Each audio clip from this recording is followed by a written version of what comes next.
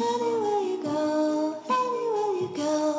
was a very shy and insecure kid growing up, and over the past few years, I've been working on improving myself. And to my surprise, I've gained a lot of confidence over that time. So I'll lead off with the conclusion, and it essentially boils down to this. I needed to stop depending on other people's opinions and think for myself. In order to do that, I needed to build myself into the person I could rely on. So why should you care about any of this? A lack of confidence is a pernicious thing. It leads to fear of others. It allows the world to push you around. It leads to isolation, and things can devolve from there. And perhaps some of the things I've discovered might prove useful to you as they have for me. I had long desired confidence growing up, especially seeing others that were extroverted and seemed so sure of themselves. But what I didn't quite realize is that I needed to earn it. And I think of it like this: if I go into a test that I didn't study for, then I should lack confidence, because otherwise that would just be arrogance. And the lesson I need to take away is to actually study for the test next time, not to feign confidence, because ultimately it won't help me on the test. So that's what I've been doing. I've been studying for the test. I began doing what I thought would take my life in a better direction. So first, stop telling white lies. I would often take the path of least resistance because I figured it wasn't hurting anyone and I could avoid any difficult conversations that might come up. What I didn't realize is I had to keep track of all these little lies or be seen as untrustworthy. But ultimately, I would know this about myself, which led to my self-esteem plummeting further. Finally, I committed to only telling the truth. And when I did, I needed to learn how to approach difficult questions. And this has been very useful because my questions go from how do I save face or avoid this situation to how do I admit my mistakes, help resolve this situation, and keep it from happening again. So committing to the truth has changed my frame of mind, which allows me to fix my mistakes before they devolve further. And I'm no longer battling old mistakes, but I get to tackle bigger problems. 2.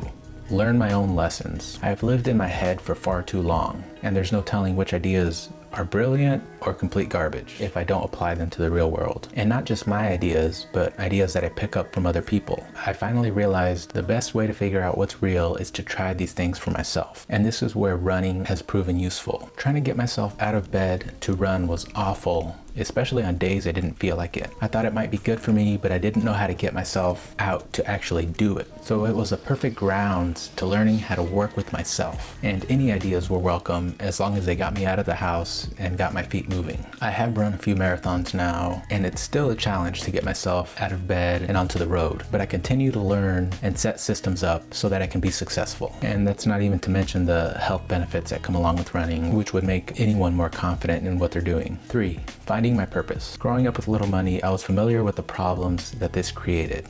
So this was one of the first things I went after. After trade school, I got a good paying job and I thought I had it made. But I was living on my own. I didn't like the job so much, and there were many other problems I had to work out in my life that I wasn't aware of. I then turned to education as my purpose and my drive. And it was nice going to college. I enjoyed the challenge and the environment, but all good things come to an end. So once I graduated, I tried finding my new purpose by reading, trying different hobbies, going on road trips, but nothing was really filling the void. I finally encountered a message that got through to me, and I had previously told myself I should do the right thing because it's the right thing to do, but something always felt very hollow about it, and I wasn't always acting in that manner, even though on paper I would agree with it. But approaching it from the negative side of things finally made the light bulb go off. And the argument goes something like this: life is suffering and there's no getting around that fact. There's tragedy in which everybody's life ends at some point. This includes sickness, natural disasters, serious mistakes that come from incompetence or negligence. Then there's another category of malevolence, and this is when people intentionally do harm to others. There are things like war,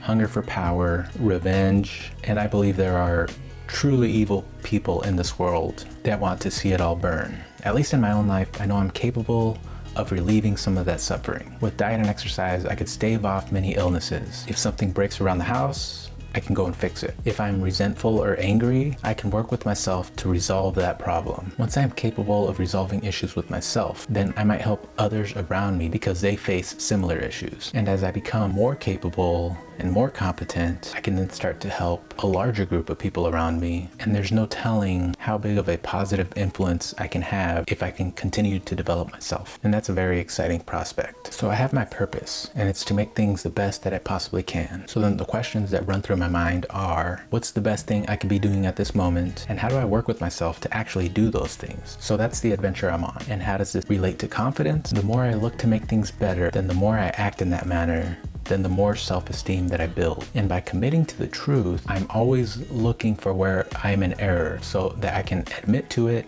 and correct it. And with my successes, over time, I become more sure of myself. So let me give you an example of how my thinking has changed. Let's say my boss scolds me for not doing what I should be doing. In the past, I might have felt terrible or guilty, and I would have panicked in that moment. But now if that were to happen, I would think to myself, either the boss is wrong, I'm wrong, or there's a failure of communication somewhere. But my action would be to resolve the problem, not to concentrate on my guilt. Because I now know my intent is always to do what's best. If it were the case that I was slacking off, then I use this as a learning opportunity so that it doesn't happen again. And it's not necessarily because the boss said so, but because I know it's what's best and I have to hold myself to those standards. Once I'm capable of making these decisions for myself, then I am free from the criticism of others. I can still take advice from people I respect, but I only use that advice to inform my own decisions, not to make the decisions for me. So I hope you got something useful out of this video. Let me know if any of this resonates with you, and have a good one.